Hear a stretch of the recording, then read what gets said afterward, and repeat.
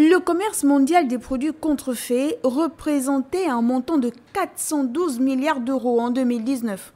On vous laisse le choix d'imaginer la somme astronomique en francs CFA. La contrefaçon, qui consiste à reproduire ou de façon générale à utiliser une marque, un brevet, un dessin, un modèle ou une œuvre sans l'autorisation du titulaire des droits, conduit à affecter l'image de la marque. Les contrefacteurs cherchant à minimiser les coûts, tant en ce qui concerne le choix des matières premières que le processus de fabrication, néglige les contrôles préalables à la mise sur le marché. Par exemple, des vêtements destinés à être en contact avec la peau peuvent contenir des substances dangereuses et interdites. Ou encore des lunettes de soleil peuvent présenter un risque de non-conformité aux règles de sécurité en ne garantissant pas une protection adaptée. Et devinez quoi? D'après certaines études, la plupart des produits de contrefaçon sont destinés à l'Afrique. Et nous sommes donc les plus grands consommateurs de ces produits.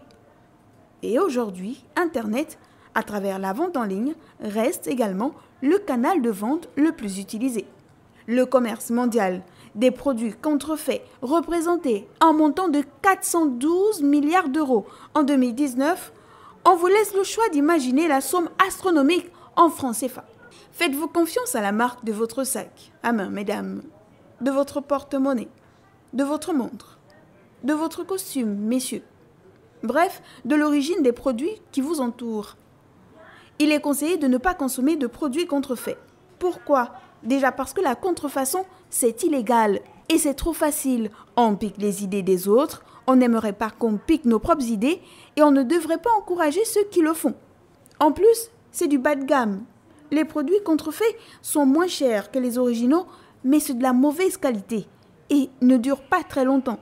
Et surtout, la contrefaçon peut être dangereuse pour votre santé.